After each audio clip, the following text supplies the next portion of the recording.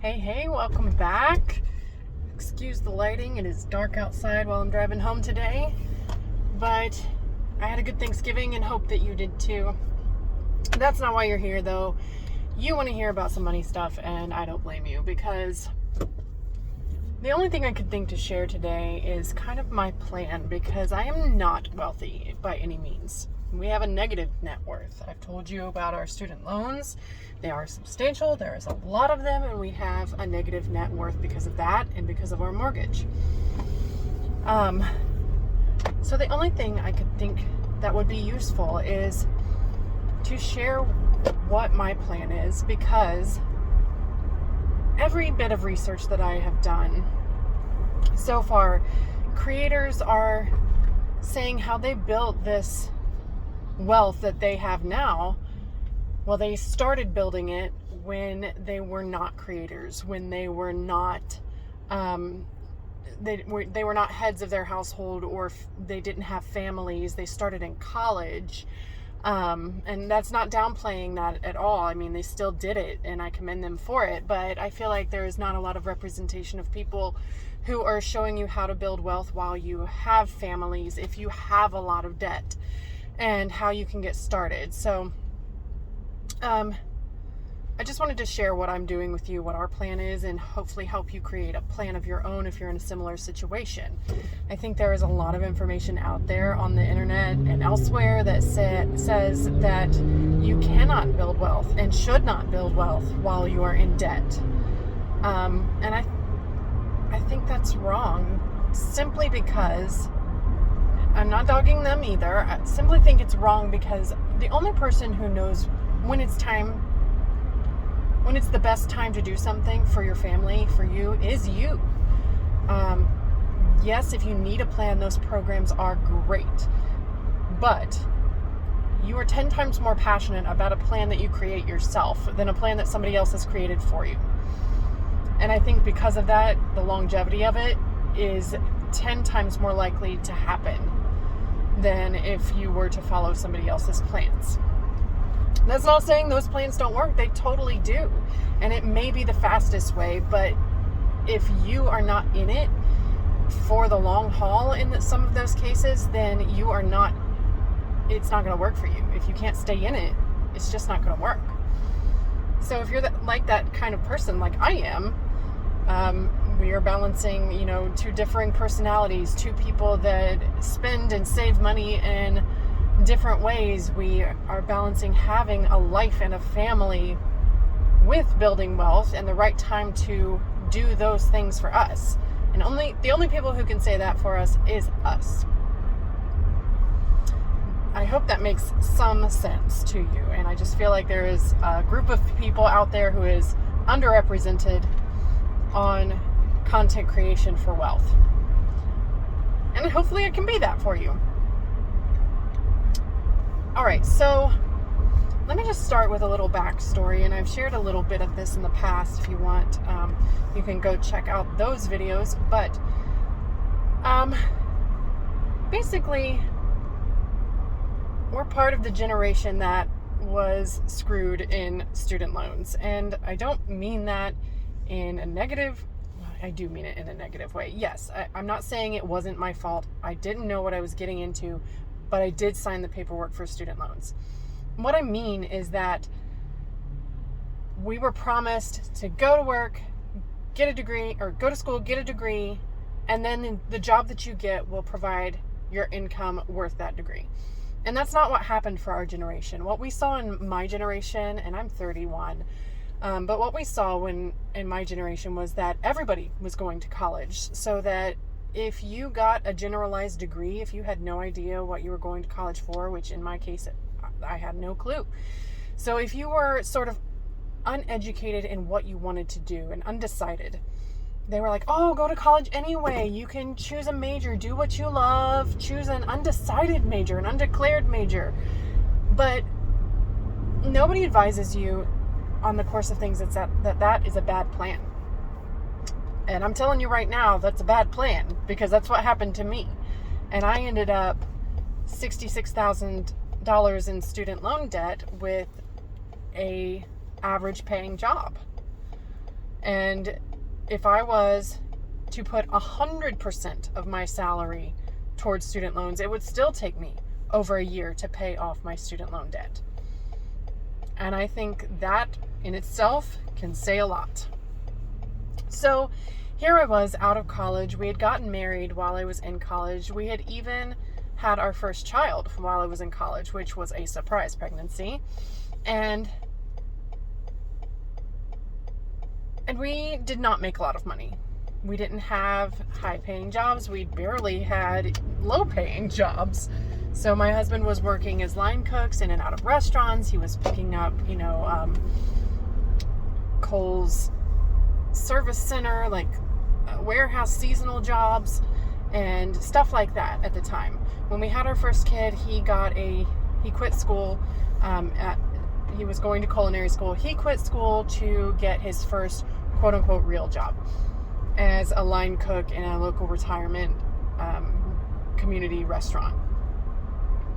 I was still going to school. I finished my degree part-time while working a very low-paying job, and we had both been working since we were 15, 16 years old. And I think there's a whole other video could be made on that, because what would happen as I was getting jobs, nobody wanted to pay more than the last job paid me. Nobody wanted to pay but maybe $1 more than the last job paid me. And I feel like in the long run, that sort of did me a disservice, having a job quite so young. But here we were, we had a kid, we had one degree, my degree. We had student loans between the two of us over the amount of $100,000, and we had credit card debt. We didn't have car loans at the time. We didn't own a house. We were renting an apartment, but we did have about $5,000, $6,000 in credit card debt and some family loans, that kind of thing. Just money that we owed family because, to get a car fixed or whatever. We had no idea what we were doing with money. We didn't have an emergency fund. We knew nothing, basically. And so I started learning about this guy named Dave Ramsey, and between me and my husband, I am definitely the saver and he is definitely the spender. And what I mean is that I would live off of absolutely nothing. I would make my life totally miserable in order to save money for a better cause, as long as I have a goal. I would do that. But then I would make things so strict that they were impossible to follow. The balance is that my husband is sort of the other end of the spectrum. He feels like he works hard for his money and he deserves to spend it. And there are things that he wants and needs that are expensive, like, the latest phone. He's interested in technology, and the latest iPhone or the latest phone tech is important to him. He keeps track of all that stuff.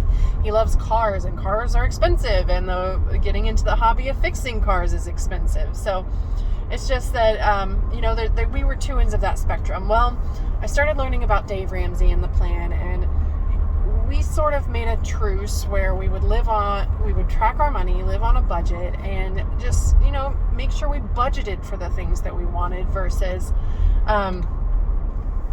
just not knowing where our money is going. And that helped. We did cash envelopes for a long time because we couldn't be trusted with a debit or credit card. It was an automatic overspend if we did those kinds of things. We had to train ourselves to spend what was there instead of spending more than what was there. And we did that for a long time, from like 2016 to basically now we were still living on paycheck to paycheck. Let's say 2016 to 2018 we did that. So yes, in 2018 our finances were in a better place, still living paycheck to paycheck. We had one child, we wanted to have more kids, and we both agreed that we had outgrown our space. But, Dave Ramsey says don't buy a house unless you have 20% down. And that's the route I fought to follow. But my husband fought to get us a house. And in the end, we compromised. We did get us a house, but I got to pick the location. I got the final say because I knew the area better. I had worked in a property management company, and I knew a little bit about real estate. And real estate's kind of a passion of mine now, but I was really interested into all of that in picking our house. And so I picked our house, basically. I didn't even go see our house, which a lot of people will say is a no-no. I think it turned out fine, but maybe we just got lucky. We had it inspected. So I went and saw it then, obviously, before we closed on it, but I didn't go see our house before we made the offer.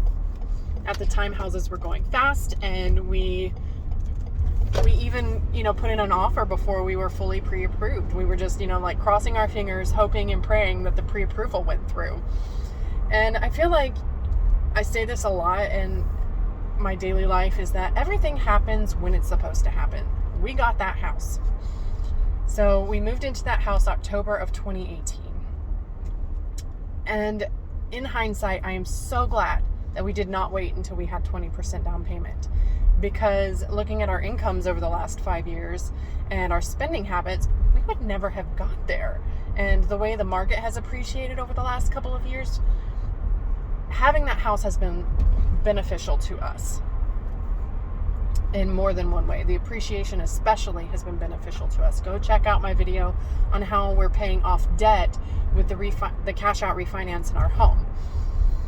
So we buy our house in 2018, and over 2018 to 2020, we have 2 kids. We're paying for diapers. We have this house now that we're making repairs on. We would like to, we would love to live in a kind of life that we had it cleaned, and we did that for a while. We're busy with our jobs. We're busy building income. And we did. I mean, over the past 5 years, our incomes both have gone up pretty well, but we're both just like now stuck in this place where we feel frustrated with that. And I talk a little bit more about that in previous videos as well. So what do we do now? Because we have this house, we still have our student loan debt, we have a car payment. What do we do? And I feel like, again, we are stuck, that we are not earning income as fast as we would like to. The cash flow is just not there for us to be able to do the things that we want to do. Sure, we've taken some nice vacations over the past couple of years, agreed upon vacations, but you can't live your life on nothing 24/7 for, years and years and years. And, Dave Ramsey's plan will have you out of debt in between 2 to 5 years, depending on how harsh you are with your budget. And that's fine. That's fine if you can do that. But we were not, and I say we because I agreed to it, we were not willing to sacrifice that much of growth in our life and our family. We had enough going on without worrying about stretching the budget every single penny, every single week.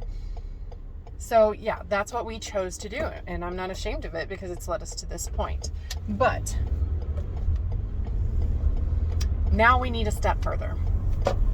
Now it's time for us to decide where we're going from here. Yes, we have a house. Yes, we have all our kids. Our family's complete. We have pets. Now what do we do? Well, it's been my husband's dream for a while to have a business of his own. And when he became a chef, that's what he envisioned, is having some sort of business of his own. As 2020 progressed, it became abundantly clear to him that he wanted to open a food truck. So now we start working on this food truck business. And this, I think, is a perfect time for us to get into a financial plan or a wealth building plan. But how do we create that plan? Well, I ended up getting mentors via, YouTube University and reaching out to some people locally, and I created our plan from scratch. So this is our plan. The first step was to refinance our house, which we close on this coming Saturday.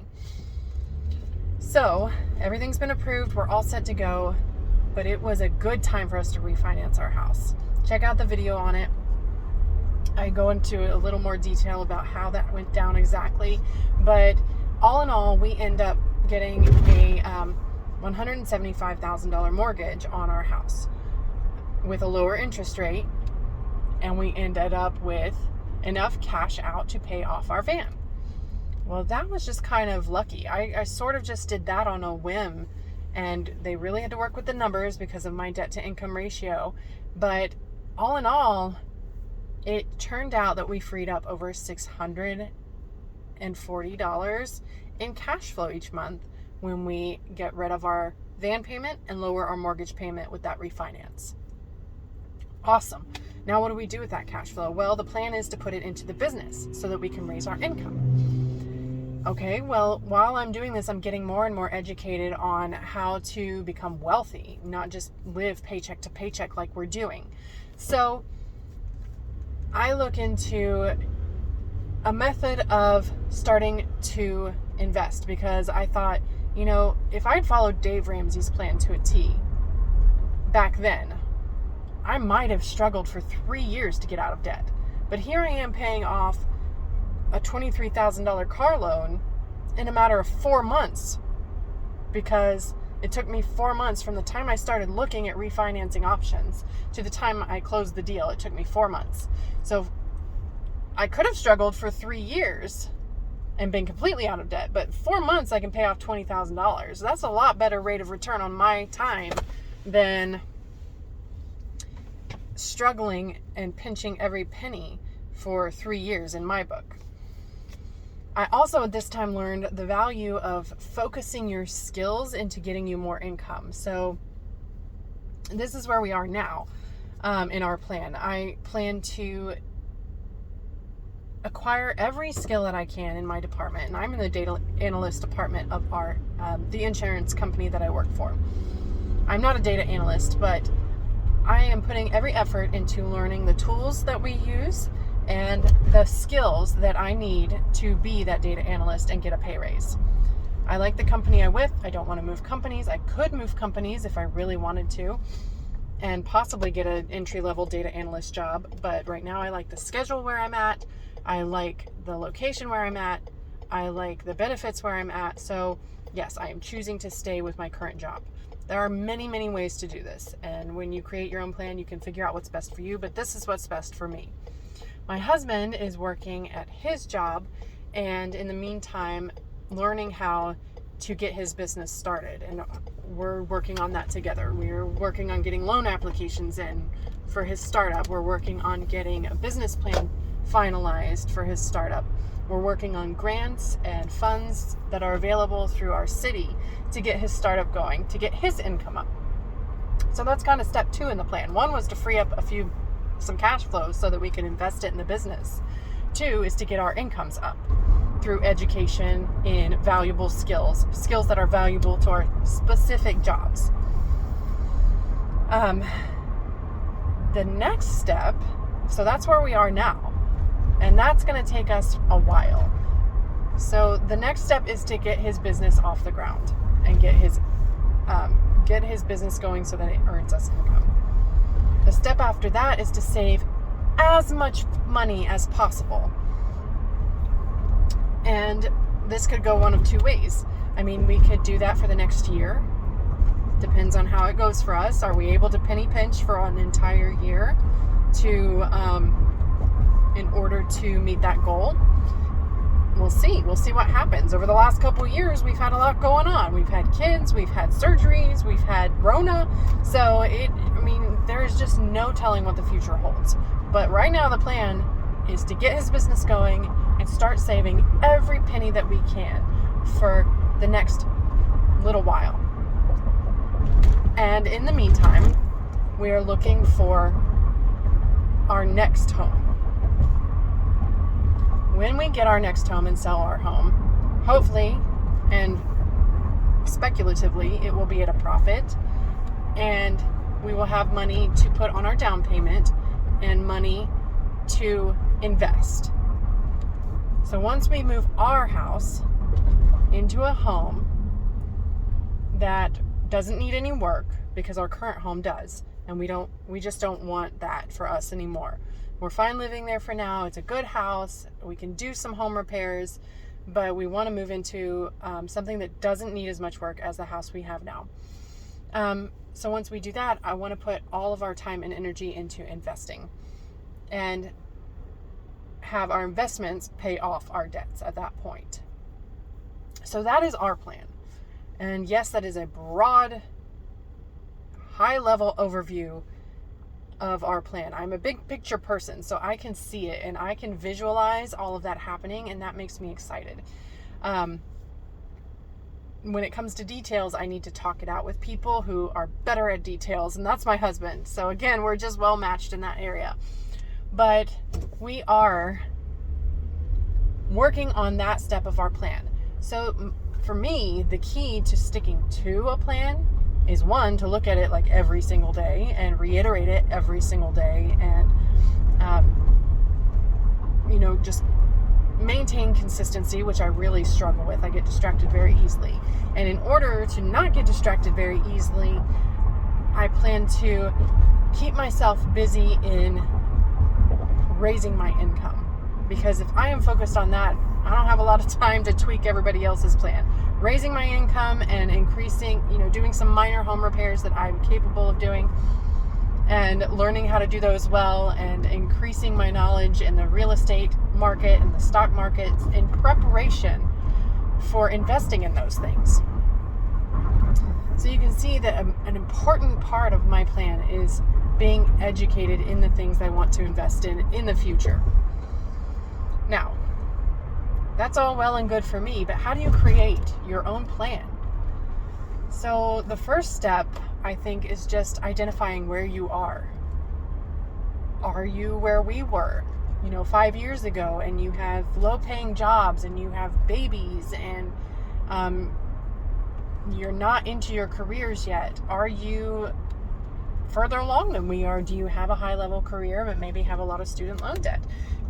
Are you right where we are, and you are, just frustrated in your day-to-day income, that it's not enough for the lifestyle you want to live, and you hate the fact that you have to spend your time working in order to make that money? You'd rather swap that out for money that makes you money in investments and income that comes in whether you work or not.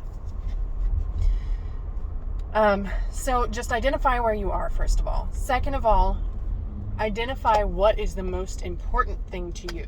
For us, the most important thing, firstly, was cash flow, because without it, it takes money to make money, baby. Without cash flow, you can't save up for investments.